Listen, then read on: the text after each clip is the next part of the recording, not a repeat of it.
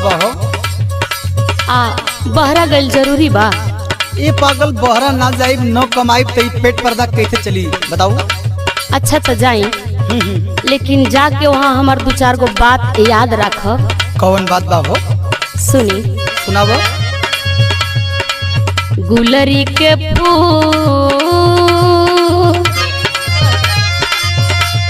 ले, जब कहीं जाए आव का मूड बनावत तैयारी करत तब ले तोहार गंगा जमुना लगे नहीं बढ़िया है। तनी हमार बात सुनी। का सुनाओ तो सुनाओ। गुलरी के फूल ये बलमु जनी होइगा,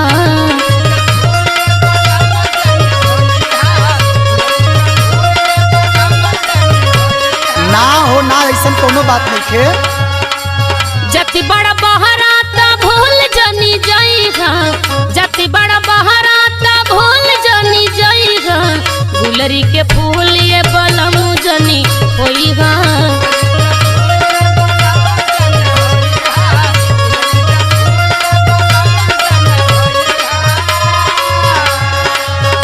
ए पागल, हम वहाँ पिकनिक मनावा नहीं खिजात, अपन मजबूरी समझ के अपन हरानी परेशानी देख के तब जतनी।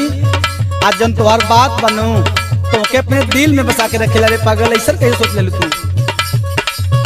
हमार बात सुना। अच्छा तो बोली। जात बानी बहरा